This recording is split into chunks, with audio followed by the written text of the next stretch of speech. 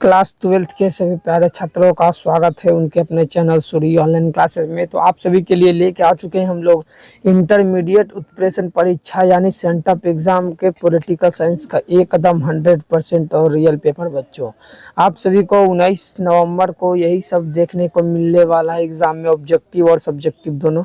इसलिए आप सभी अपने मित्रों को शेयर कर दीजिए तुरंत ही। और अभी हम लगाने वाले हैं 100 ऑब्जेक्टिव। तो उससे पहले बता दें, इसमें 100 ऑब्जेक्टिव रहेगा, जिसमें से मात्र आपको 50 ऑब्जेक्टिव ही लगा के आना है, याद रखिएगा। यह आपका विषय कोड 322 रहने वाला है। पूर्ण अंक आपको टोटल 100 नंबर का होने वाला है यह पेपर। तो चलिए देखते हैं कि आखिर में कौन कौन से सब्जेक्टिव और ऑब्जेक्टिव सवाल है जो कि इस बार बिहार बोर्ड ने पूछा है। तो चलिए देखिए, आपके सामने पहला नंबर सवाल आता है, यही रहेगा एकदम पहला नंबर सवाल बच्चों, कि राष्ट्रपति के निर्वाचन की प्रक्रिया भारतीय संविधान के किस अनुच्छेद में वर्णित है। तो याद रखिएगा, पहला नंबर सवाल का सभी को बिल्कुल एकदम सी नंबर मार के आना है। अनुच्छेद 54 और 55 में क्या है बच्चों, भारतीय संविधान में है ना, राष्ट्रपति के निर्वाचन के बारे में बताया गया है। दूसरा नंबर सवाल देखिएगा कि भारत के राष्ट्रपति की संवैधानिक स्थिति क्या है। तो याद रखिएगा, भारत के राष्ट्रपति की संवैधानिक स्थिति यही है कि उसको हम लोग शासन का अध्यक्ष कहते हैं। तो ऑप्शन नंबर दूसरा का बी नंबर बिल्कुल एकदम सही आंसर लगा के आना है।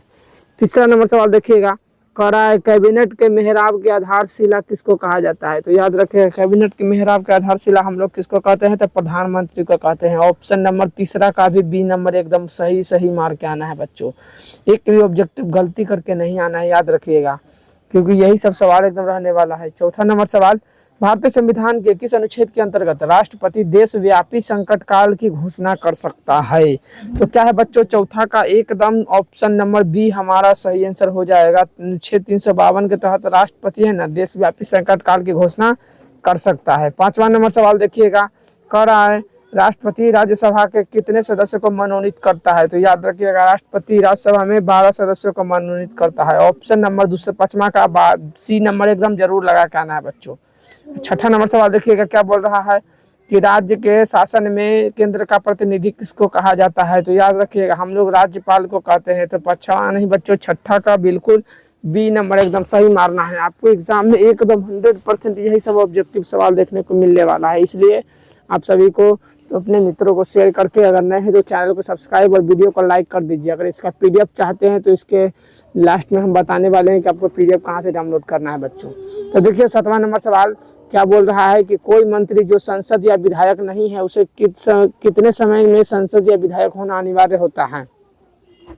तो याद रखिएगा, 7वां को बिल्कुल बी नंबर मार देना है। 6 महीने के अंदर में उसको संसद या विधायक बन जाना बहुत ही अनिवार्य होता है। अगला सवाल देखिएगा, एकदम 100% गारंटी दे रहे हैं कि बच्चों यही सब ऑब्जेक्टिव सवाल आपको देखने को मिलने वाला है। तो चलिए देखते हैं कि आखिर में 8वां नंबर सवाल क्या बोल रहा है कि किस अनुच्छेद के अंतर्गत राज्य में राष्ट्रपति शासन लगाया जा सकता है। तो याद देखिएगा, राज्य में बोला है राष्ट्रपति शासन लगाया जा सकता है। तो अनुच्छेद 356 के तहत राष्ट्र में पति शासन लगाते हैं राज्य में, याद रखिएगा।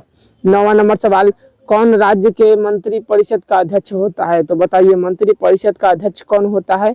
तो 9वां का क्या मार देना है, बिल्कुल बी नंबर मार के एकदम आना है। मुख्यमंत्री को हम लोग राज्य मंत्री परिषद का अध्यक्ष कहते हैं। 10वां नंबर सवाल देखिए बच्चों, क्या है कि कौन भारत के राष्ट्रपति का महाभियोग लगा सकता है। तो महाभियोग राष्ट्रपति में मात्र एक ही व्यक्ति लगा सकता है, वह संसद में एक व्यक्ति। ऑप्शन नंबर बी बिल्कुल एकदम 10वां का मार देना है राइट आंसर। 11 नंबर सवाल, कौन सा सदन प्रधानमंत्री के खिलाफ अविश्वास प्रस्ताव ला सकता है। तो देखिएगा, 11 नंबर सवाल इस बार बहुत ही बढ़िया सवाल दिया है, हाई लेवल का एकदम सवाल है बच्चों। इसलिए आपको क्या करना है, तो एकदम यही सब ऑब्जेक्टिव देख के जाना है पहले से। तो बिल्कुल लोकसभा आंसर मार देना है 11 नंबर का। 12 नंबर सवाल देखिए, क्या बोल रहा है कि उपराष्ट्रपति कितने दिनों के लिए चुने जाते हैं। 12 नंबर सवाल, तो उपराष्ट्रपति याद रखिएगा बच्चों, आपको क्या मार देना है, 5 वर्षों के लिए चुने जाते हैं। चाहे राष्ट्रपति बोले चाहे उपराष्ट्रपति, दोनों का 5 वर्ष मार के चुपचाप आगे बढ़ते चल रहा है। अगला देखिएगा सवाल 13 नंबर का रहा है, प्रधानमंत्री की नियुक्ति संविधान के अनुसार कौन करता है। तो प्रधानमंत्री की नियुक्ति कौन करता है बच्चों। तो 13 का मार देना है बिल्कुल डी नंबर, मुख्य चुनाव आयुक्त करता है। ऑप्शन नंबर यहाँ पर डी बिल्कुल करेक्ट आंसर रख देना है। अगला सवाल देखिएगा, 14 नंबर सवाल बोल रहा है कि राज्य में मंत्री परिषद सामूहिक रूप से किसके प्रति उत्तरदायी होता है। तो 14 नंबर का बिल्कुल आपको ए नंबर मार देना है। विधानसभा क्या है, राज्य में सामूहिक रूप से मंत्री परिषद के उत्तरदायी होता है। 15 नंबर सवाल देखिए, एकदम यही सब सवाल रहने वाला है। तो 15 नंबर का रहा है कि राज्य में विश्वविद्यालयों के कुलपति किसको कहते हैं, तो याद रखिएगा राज्य में विश्वविद्यालय के कुलपति हम लोग राज्यपाल को कहते हैं। ऑप्शन नंबर यहाँ पर बी बिल्कुल एकदम सही आंसर मार देना है बच्चों। एक भी आंसर इसका गलती नहीं बताने वाले हैं, इसलिए सही सही एकदम पूरा देख के जाइएगा। किस अनुच्छेद के अंतर्गत राज्यपाल अध्यादेश जारी कर सकता है, तो याद रखिएगा अनुच्छेद 213 के तहत क्या है बच्चों, तो राज्यपाल अध्यादेश जारी कर सकता है। अगला सवाल देखिएगा, 17 नंबर सवाल कह रहा है संविधान सभा के अध्यक्ष कौन थे, तो संविधान सभा के अध्यक्ष किसको कहते हैं बच्चों, तो याद रखिएगा डॉक्टर राजेंद्र प्रसाद को कहते थे। ऑप्शन नंबर सी 17 का लगा के आ जाना है एकदम। 18 नंबर सवाल देखिए, संविधान सभा की पहली बैठक कब हुआ था, तो संविधान सभा की पहली बैठक 9 दिसंबर 1946 ईस्वी में हुआ था। तो ऑप्शन नंबर 18 का बिल्कुल एकदम बी नंबर मार देना है। 19 नंबर सवाल देखिए कि संविधान सभा में प्रारूप समिति के अध्यक्ष कौन थे, तो संविधान सभा में प्रारूप समिति के अध्यक्ष बच्चों हमको भीमराव अम्बेडकर को कहते हैं। तो ऑप्शन नंबर 19 का बिल्कुल सी नंबर लगा देना है सभी को। 20 नंबर सवाल, संविधान सभा की पहली बैठक कहाँ हुआ है, तो क्या हो जाएगा हमारा 20 का राइट आंसर, तो option number A D correct हो जाएगा बच्चों। 20 का दिल्ली में पहली बार संविधान सभा का बैठक किया गया था।